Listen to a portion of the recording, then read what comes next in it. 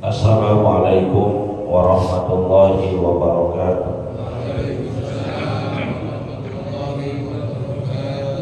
Bismillahirrahmanirrahim. Alhamdulillahirabbil alamin. Allahumma shalli wa sallim ala sayyidina Muhammadin wa ala alihi wa sahbihi ajma'in, amma ba'du. Fa inna asdaqal hadits kitabullah wa khairal hadi hadi sayyidina Muhammadin sallallahu alaihi wasallam wa syarrul umuri muhdatsatuha wa kullu muhdatsatin bid'ah wa kullu bid'atin dhalalah wa kullu dhalalatin finnar. Subhanaka la ilma lana illa ma 'allamtana innaka antal alimul hakim. Rabbi shrah li sadri wa yassir li amri wahlul 'uqdatam min lisani yafqahu qawli. Amin. Yang sama-sama kita hormati dan muliakan guru kita Ustaz Dr. Andes Haji Asman bin Haji Abdul Rahim, Ketua Masjid Al-Istiqomah Ustaz Haji Asmani bin Kiai Haji Abdul Rashid Siddiq, bapak-bapak, ibu-ibu, remaja hadirin yang dimuliakan oleh Allah. Alhamdulillah, kita memasuki Ramadan hari pertama. Mudah-mudahan Ramadan ini kita bisa isi dengan sebaik-baiknya. Berharap keluar Ramadan segala dosa dan kesalahan kita diampuni oleh Allah. Amin ya rabbal. Seperti biasa di masjid kita setiap subuh bulan Ramadan mulai tanggal 1 diisi dengan kajian ilmu beberapa menit, menambah kebaikan-kebaikan, mengisi sisa umur kita, dan berakhir nanti pada tanggal 30 Ramadan 25 Ramadan, karena biasanya 25 Ramadan ke atas sudah pada mau pulang kampung, yang punya kampung. Hadirin yang dimuliakan oleh Allah, untuk kajian subuh Ramadan kali ini saya ambil dari kitab An-Nasaihud Diniyah wal Wasaya Al-Imaniyah pada bab atau pembahasan tentang penyakit hati. Ada penyakit fisik, ada penyakit batin. Kalau penyakit fisik yang sakit tahu, orang yang di sekitarnya tahu juga. Misal ada orang sakit tipes, yang sakit terasa itu panasnya, pusingnya, gak enak badannya, rasain. Dan orang sekitarnya, istrinya, suaminya, anaknya, keluarganya, tetangganya, ataupun kalau sampai dirawat teman-teman juga tahu dia sakit fisik, berbahaya. Tapi cara mengobatinya rada gampang, karena banyak ahli kedokteran saat ini. Yang kedua ada penyakit batin, penyakit hati. Ini yang rada repot. Kenapa? Karena yang sakitnya nggak tahu kalau dia lagi sakit. Justru yang tahu tuh orang-orang di sekitarnya, orang-orang yang berada di sekelilingnya. Contoh penyakit hati misalnya sombong, hasad, riya, ujub, dengki, cinta dunia. Yang lagi sakit hatinya, yang ada sombongnya nggak merasa dia sombong. Siapa yang sombong sih? Siapa yang dengki sih? Tapi orang-orang di sekitarnya yang bersosialisasi dengannya tahu persis dia orang sombong apa. Ini orang yang hidupnya dengki, iri, sama siapa aja dia iriin, sama temannya iri, sama saudaranya iri. Maka kajian tentang penyakit hati ini penting agar kita bisa introspeksi dan waspada. Bismillahirrahmanirrahim. Qala al-mu'allif rahimahullahu ta'ala anhu, wa min a'dhami amradil qulubi wa sifatiha al-muhlikah al-kibr wa huwa min sifatis syayatin. Qala Allah ta'ala aba wastakbara wa kana minal kafirin. Dan di antara penyakit hati yang besar yang berbahaya buat kita, yang bisa membahayakan kehidupan dunia dan juga kehidupan akhirat. Yang pertama adalah al-kibru, kibar, merasa sombong, merasa lebih daripada yang lain,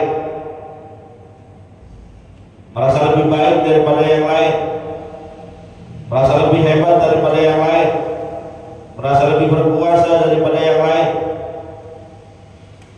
Biasanya orang sombong itu karena memiliki sesuatu, karena memiliki atau berlebih terhadap sesuatu.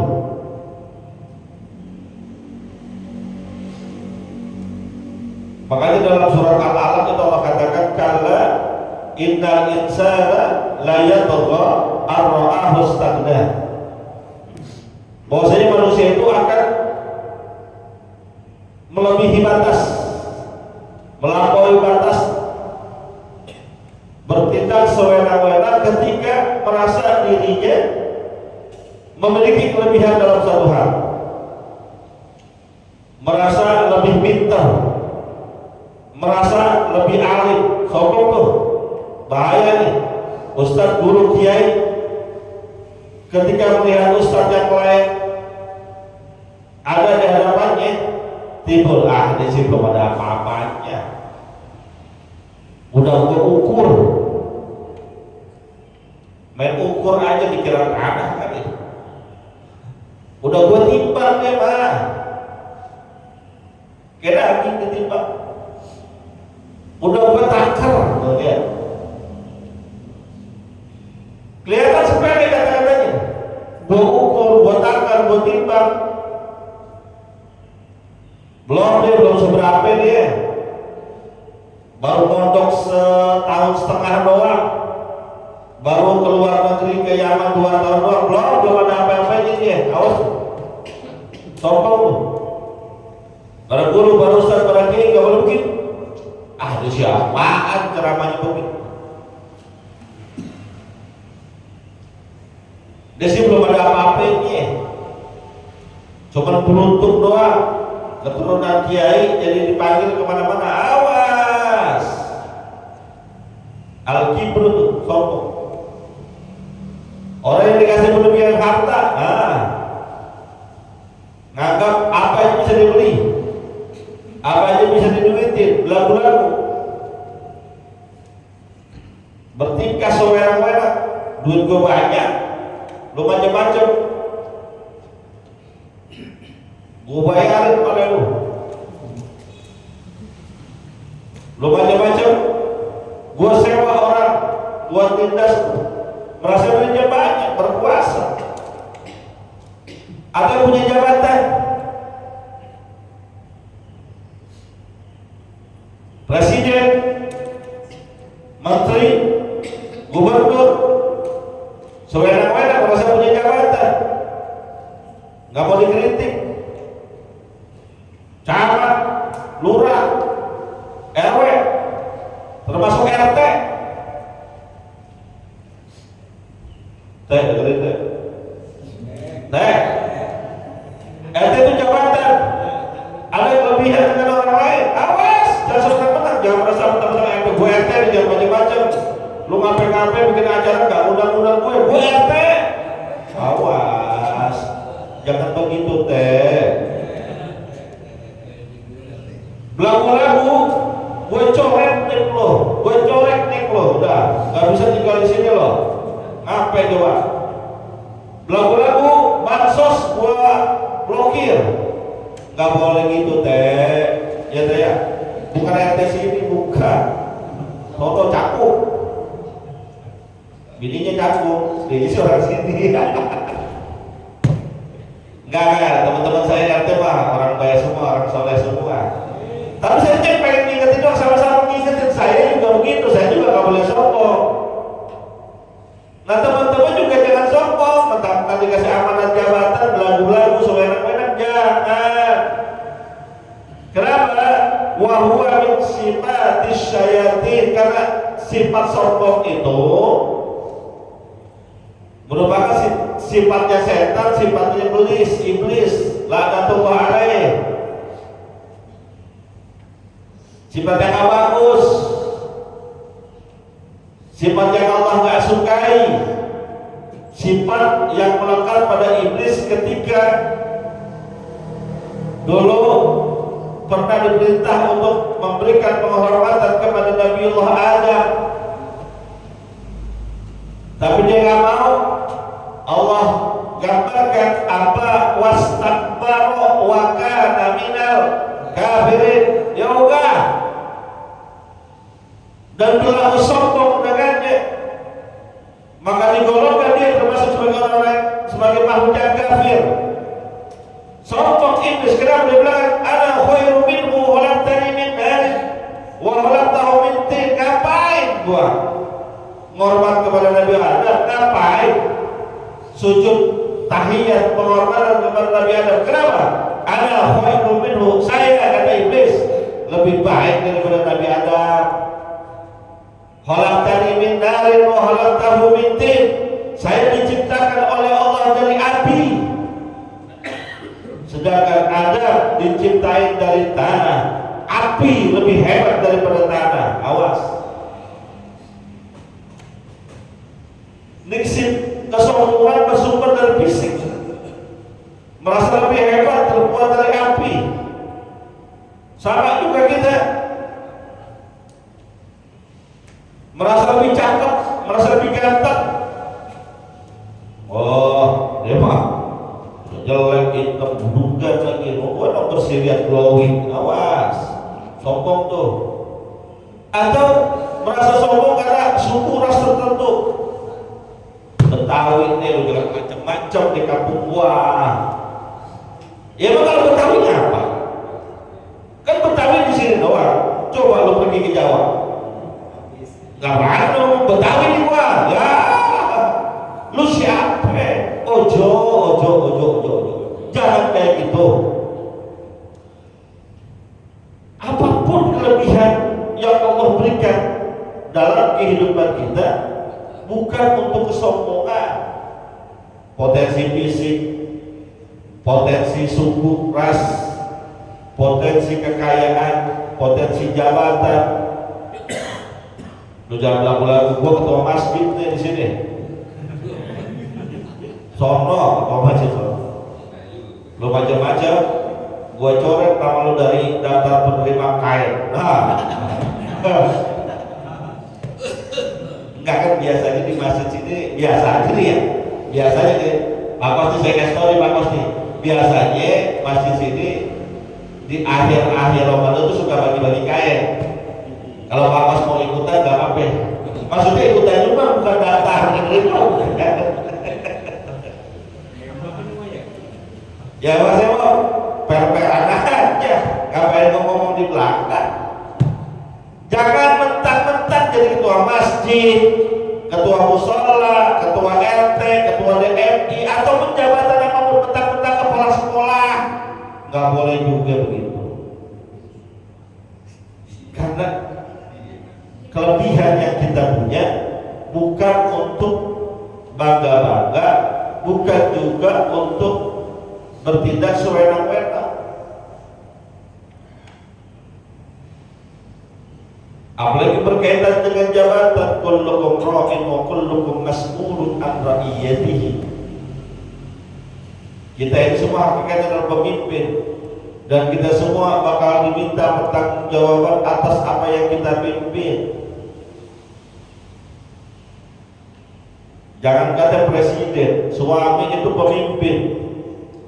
Pemimpin di keluarganya, pemimpin terhadap anak istrinya. Lagu-lagu mas'ulun an ra'iyati, akan ditanya tentang apa yang dia pimpinnya ketika hidup ini.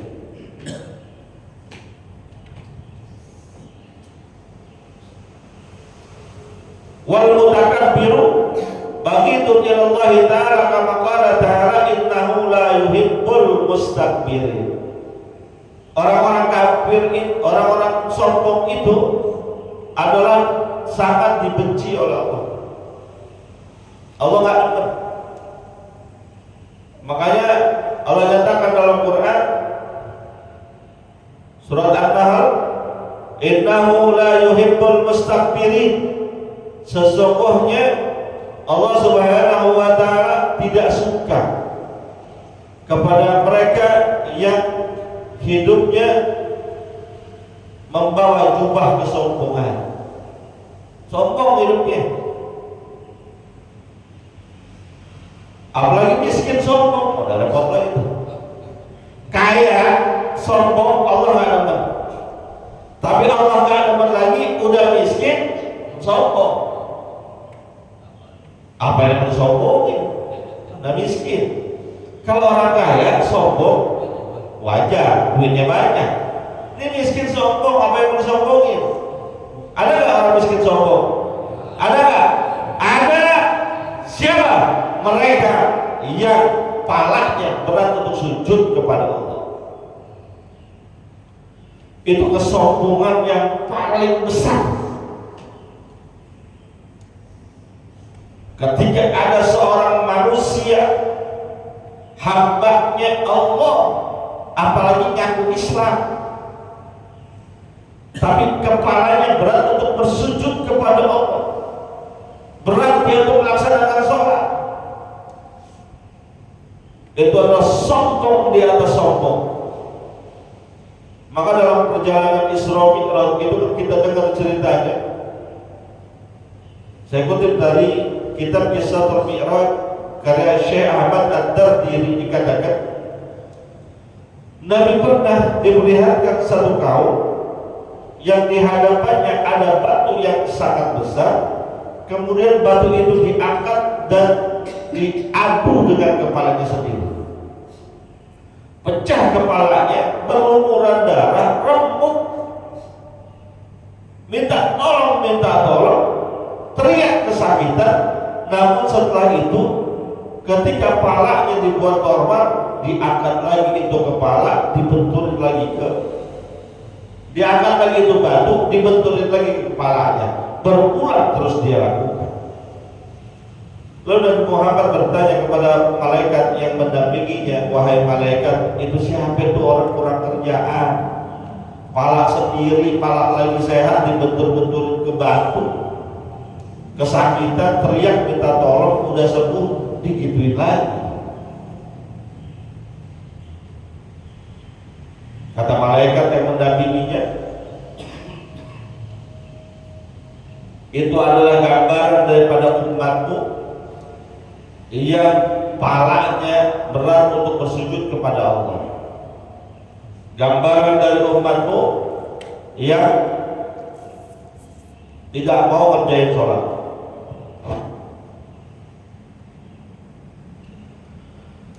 Sombong berarti itu.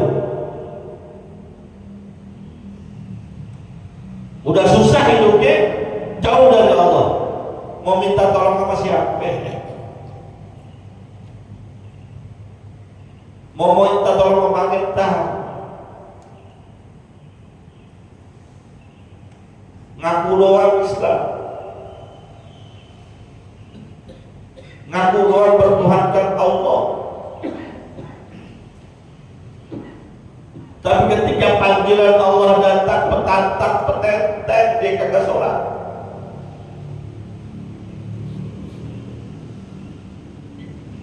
Padahal Nabi mengatakan, al-ahdu bainana wa bainahum as-salah, wa bi riwayatin al-farqu bainana wa bainahum as-salah. Bedanya kita dengan mereka orang-orang kafir adalah dalam urusan sholat. Orang kafir mungkin sedekah, orang kafir mungkin akhlaknya baik, banyak orang kafir akhlaknya baik, tapi orang kafir tidak akan pernah sujud kepada Allah. Jadi mohon maaf, ada sebagian ulama yang mengatakan berdasarkan hadis-hadis Nabi, orang yang ngaku Islam tapi dia sengaja tinggalin sholat, faqad kafar, sungguh dia telah kafir agamanya, dia telah ingkar daripada agama.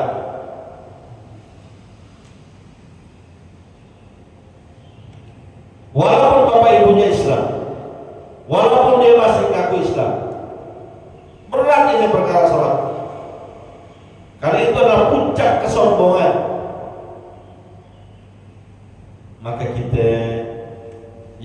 hadir majlis taklim, yang sering mendengarkan nasihat para guru, para ulama, seberat apapun, sesibuk apapun, sesulit apapun, jangan pernah ninggalin sholat.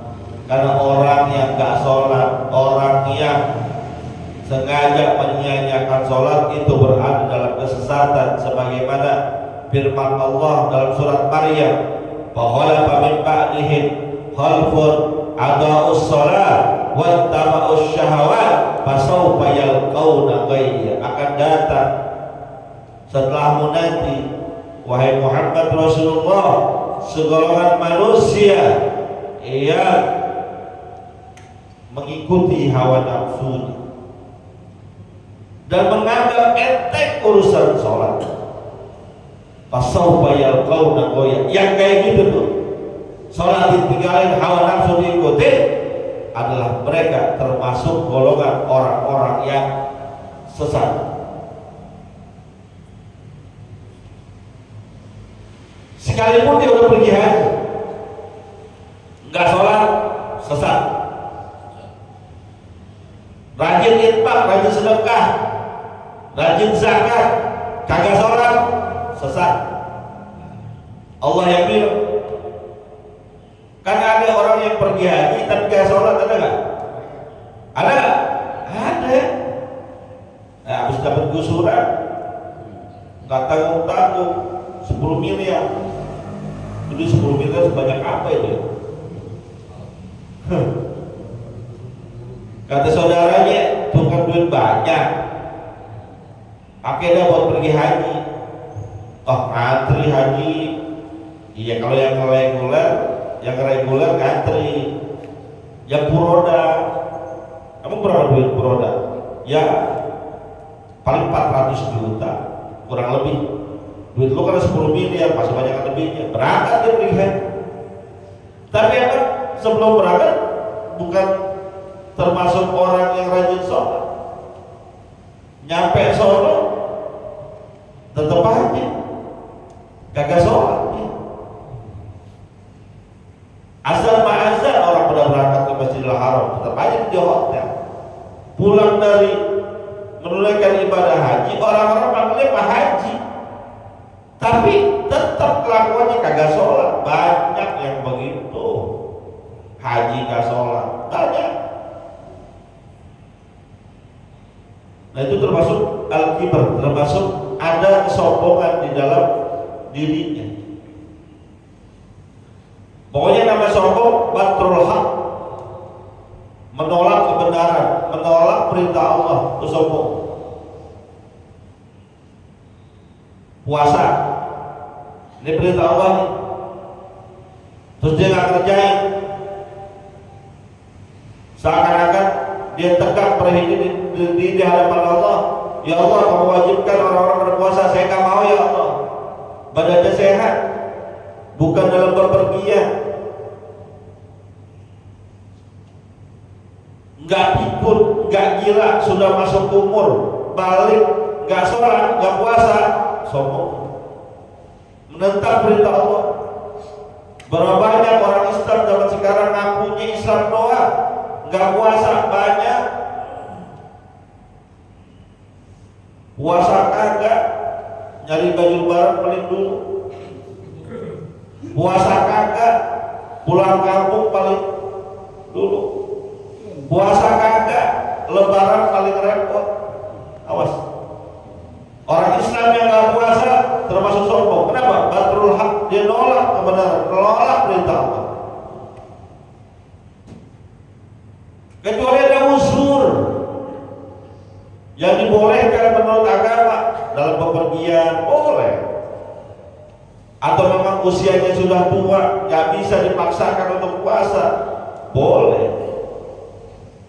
Tapi kan mohon maaf ya, kalau orang yang karakternya ahli ibadah, biar kata tua, biar kata dinasihatin, udah nggak usah puasa dah, padahal udah begitu, tetap aja dia puasa. Ya orang tua kita, dia usianya udah 70-80 tahun, kan pada puasa. Kenapa? Karena tahu ini adalah perintah Allah, khawatir kalau dia tolak, dia nggak kerjain, bisa membuat dirinya dicap sebagai orang yang sombong. Mudah-mudahan Allah Subhanahu wa taala jauhkan kita dari sifat sombong. Al-Fatihah.